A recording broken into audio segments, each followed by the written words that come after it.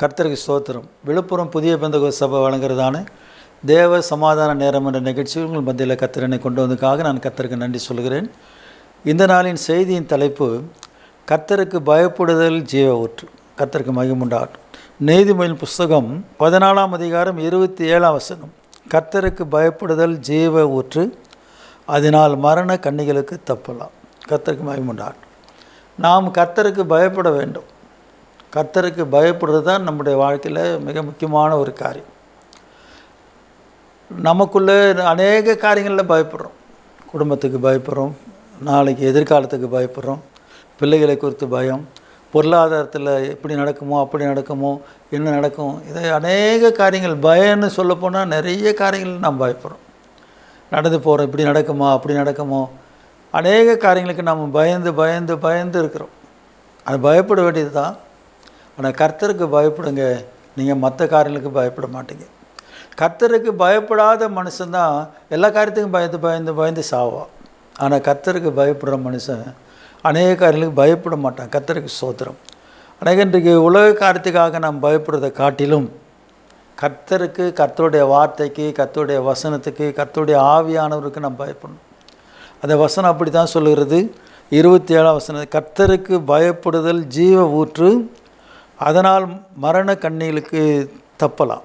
கர்த்தருக்கு பயப்படும்போது நமக்குள்ள ஜீவ ஊற்று, சாதாரணமான ஊற்று இல்லை, ஜீவ ஊற்று உருவாகிறது. அந்த ஜீவ ஊற்று நம்ம நித்திய ஜீவனுக்கு ஏதுவாக நடத்தும். அந்த ஜீவ ஊற்று நம்ம ஆசீர்வாதத்துக்கு நேராக நடத்தும். நம்ம எப்போ கர்த்தருக்கு பயப்படுறோமோ அப்போது கர்த்தருடைய ஆசீர்வாதம் நமக்குள்ளே நிறைவாய் வந்து சேர்கிறதுக்கு அந்த பயம் நமக்குள்ள ஒரு ஜீவ ஊற்றை ஏற்படுத்தும். கர்த்தருக்கு மகிமுண்டாகட்டும்.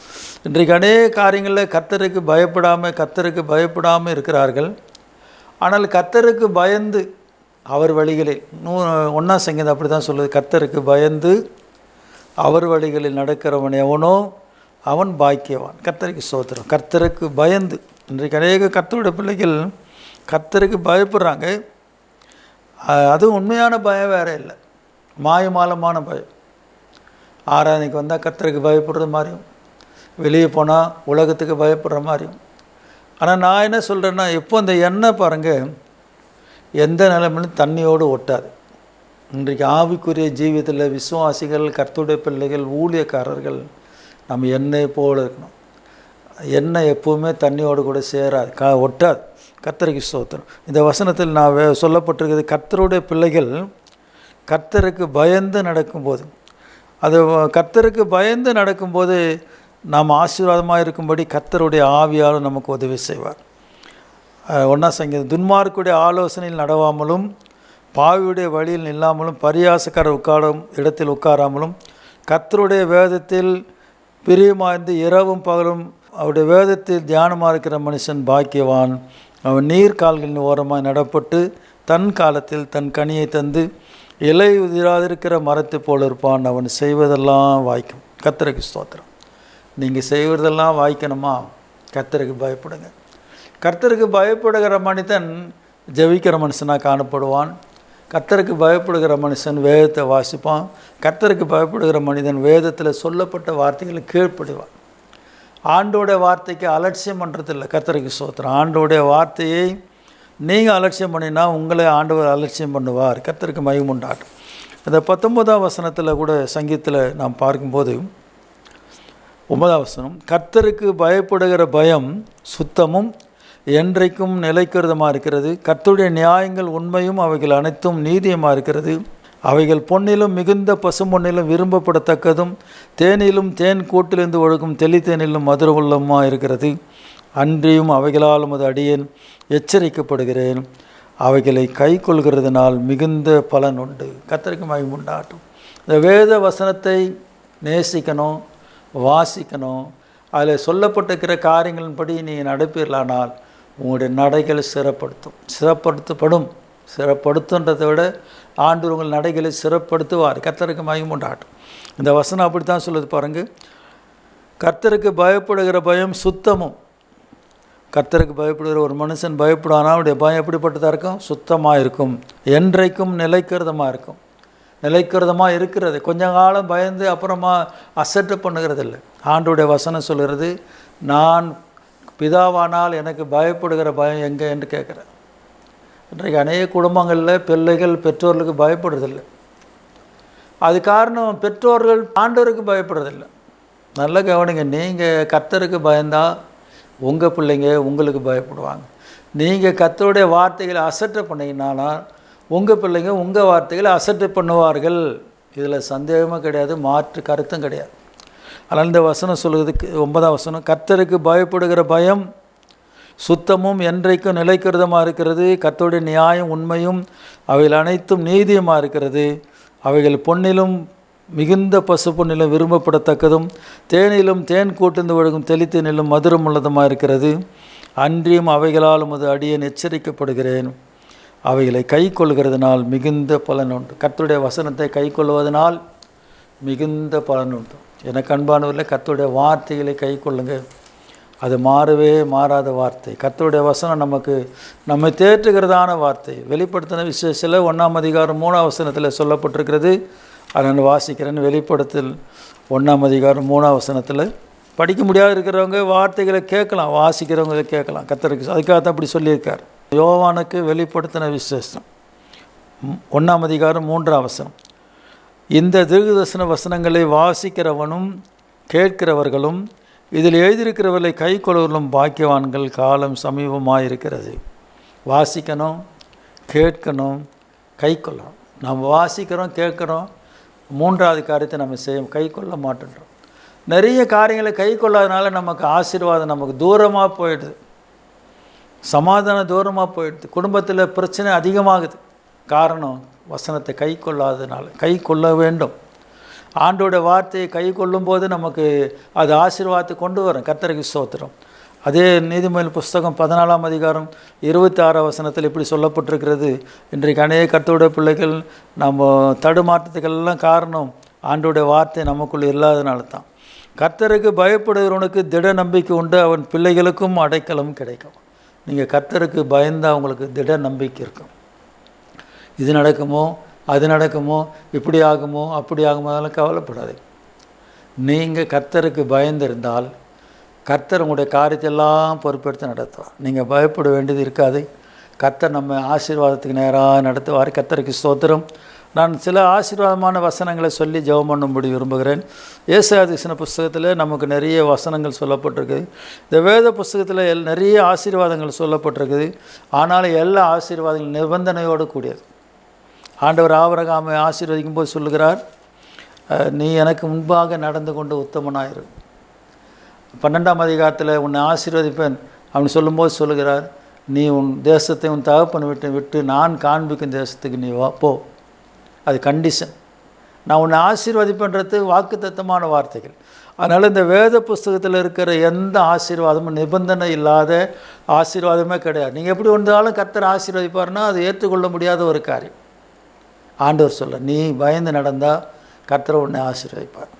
இந்த பயந்து நடக்கிறதுக்கு கர்த்தருக்கு பயப்படுறதுக்கு ஒரு வசனங்கள் நிறைய இருக்குது. ஆனால் வசனம் நம்ம பயப்படாதுன்னு சொல்கிறார் ஆண்டவர். நீ பயப்படாதே, நான் உன்னோடு கூட இருக்கிறேன். ஏசாயா 41ஆம் அதிகாரத்தில் 10ஆம் வசனம், நீ பயப்படாதே, நான் உன்னுடனே இருக்கிறேன். திகையாதே, நான் உன் தேவன்.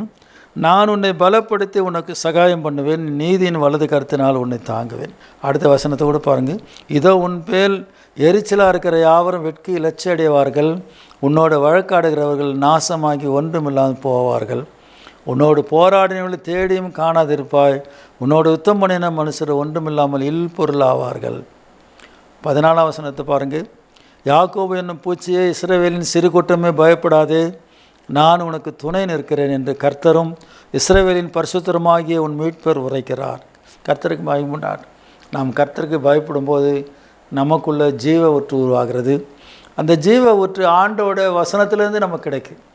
ஆண்டவர் தான். அந்த அம்மா சமாரியா ஸ்திரீ சொல்கிறா, கிணறு ஆழமாக இருக்குது, உங்கள்கிட்ட கயிறம் இல்லை, நீங்கள் எப்படி தண்ணி மொண்டு கொள்ளுவீங்க? நீங்கள் தண்ணி எப்படி குடிப்பேன்? எங்களுக்கெல்லாம் தண்ணி மற்றவங்களுக்கு எப்படி கொடுக்கும்? ஆண்டவர் சொல்லும்போது, இந்த தண்ணி குடிக்கிறவங்களுக்கு திரும்ப தாகம் உண்டாகும். நான் கொடுக்குற தண்ணி குடிக்கிறவங்களுக்கு என்ன உண்டாகுது? தாகம் உண்டாகாது. நான் அவர்களுக்கு நித்திய ஜீவன் கொடுக்கறதான ஊற்றை நீரை கொடுக்குறேன்னு சொல்லுகிறான். கர்த்தருக்கு மகிமை உண்டாகட்டும். அந்த ஏசாயா தீர்க்கதரிசன புஸ்தகத்தில் 43ஆம் அதிகாரத்தில் 1லேருந்து நாம் 5 வரைக்கும் வாசிக்கும்போது நிறைய வசனங்கள் வாக்குத்தத்தமான வசனங்கள் சொல்லப்பட்டிருக்கு. ஏசாயாவில் அதிகமாக யாக்கோபுக்கு தான் வாக்குத்தத்தமான வசனங்களை சொல்லியிருக்கிறார். இப்போ நான் வாசிக்கிறேன். 1ஆம் வசனம், இப்போதும் யாக்கோபே, உன்னை சிருஷ்டித்தவரும் இஸ்ரவேலை உன்னை உருவாக்கினவருமாகிய கர்த்தர் சொல்லுகிறதாவது, பயப்படாதே, உன்னை மீட்டு கொண்டேன், உன்னை பெயர் சொல்லி அழைத்தேன், நீ என்னுடையவன். 2ஆம் வசனம், நீ தண்ணீர்களை கடக்கும்போது நான் உன்னோடு இருப்பேன், நீ ஆறுகளை கடக்கும்போது அவைகள் உண்மையில் புரளுவதில்லை, நீ அக்கினியில் நடக்கும்போது வேகாது இருப்பாய், அக்கினி ஜுவாலை உன் பேரில் பற்றாது. 3ஆம் வசனம், நான் இஸ்ரவேலின் பரிசுத்தரும் உன் இரட்சகரமாக இருக்கிற உன் தேவனாகிய கர்த்தர் உன்னை மீட்கும் பொருளாக எகிப்தையும் உனக்கு ஈடாக எத்தியோப்பியாவையும் சேபாயும் கொடுத்தேன். 4ஆம் வசனம், நீ என் பார்வைக்கு அருமையானபடி நான் கனம் பெற்றாய், நானும் உன்னை சிநேகித்தேன், ஆதலால் உனக்கு மனுஷர்களையும் உன் ஜீவனுக்கு ஈடாக ஜனங்களையும் தருவேன், பயப்படாது, நான் உன்னோடு இருக்கிறேன், நான் உன் சந்ததியை கிழக்கிலிருந்து வரப்பண்ணி உன்னை மேற்கிலிருந்து கூட்டி சேர்ப்பேன். கர்த்தருக்கு ஸ்தோத்திரம். அப்படியே ஏராளமான வசனங்கள் சொல்லப்பட்டோம். கர்த்தருக்கு பயப்படுதல் ஜீவ ஊற்றுன்னு சொல்லி நீதிமொழிகள் 14ஆம் அதிகாரத்தில் 27ஆம் வசனம். ஆகவே கர்த்தருக்கு பயப்படும்போது ஆண்டவர் நம்ம பார்த்து பயப்படாதுன்னு சொல்லுவார். நாம் கர்த்தருக்கு பயந்தால் அவர் நீ பயப்படாத, நான் உனக்கு துணை நிற்கிறேன்னு சொல்லுவார். நாம் ஜெபம் பண்ணுவோம், ஆண்டவர் இந்த வார்த்தைகளை ஆசீர்வதிப்பார். ஆண்டவரே, இந்த வார்த்தைகளுக்காக நன்றி செலுத்துகிறோம். நாங்கள் உலகத்தில் எந்தெந்த காரியங்களுக்கோ பயப்படுறோம் ஆண்டவர். அநேக நேரத்தில் உமக்கும் பயப்படுறோம். ஆனால் அதை தொடர்ந்து நாங்கள் உமக்கு பயப்படாதபடி அநேக காரியங்களுக்காக பயந்து நாங்கள் வாழ்கிறோம். எங்களுடைய பயங்களெல்லாம் கர்த்தர் நீக்கி போடுகிறார். ஆண்டவரே, நாங்கள் உமக்கு பயப்படும் போது அது எங்களுக்குள்ள ஜீவ ஊற்றாய் காணப்படுகிறது. அந்த ஜீவ ஊற்று எங்களுக்குள்ள உருவாகட்டும் ஆண்டவர். நாங்கள் உமக்கு உண்மையாய் பயப்படுகிற பயத்தை எங்களுக்கு தார். இந்த நிகழ்ச்சியை பார்த்து கொண்டு தம்முடைய பிள்ளைகளை குடும்பங்களை ஆசீர்வதி. இதை ஒளிபரப்பி கொண்டிருக்கிற அருமையான ஜாய் டிவி நிறுவனத்தை நிறுவனத்துக்கு நல்ல சுகம் எல்லாம் தார். பணிபுரிதான தம்முடைய பிள்ளைகளை ஆசீர்வதி. தொடர்ந்து நடத்தும். கனம் துதி மகிமெல்லாம் நமக்கு தருகிறோம். இயேசுவின் நாமத்தில் கேட்கிறோம் பிதாவே, ஆமென். கர்த்தருக்கு ஸ்தோத்திரம். God bless you. கர்த்தர் உங்களை ஆசீர்வதிப்பார். அலைகள் சூழ்ந்திடினும் கோர புயல் வரினும் தாங்கிய சேப்பாரக்கரையில் தற்பர நேசு நம்மை. துன்ப அலைகள் சூழ்ந்திடினும் கோர புயல் வரினும் தாங்கிய சேப்பாரக்கரையில் தற்பர நேசு நம்மை.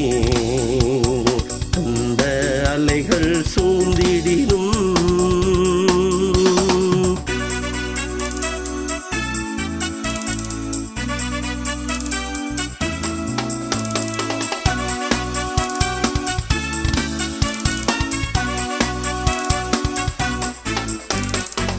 கண்ணீர் என்ன மாறாததா, உன் துன்பம் என்ன தீராததா. உன் கண்ணீர் என்ன மாறாததா, உன் துன்பம் என்ன தீராததா. வந்திடு நீ இயேசுவிடம், மாற்றிடுவார் உந்தன் கண்ணீர் எல்லாம்.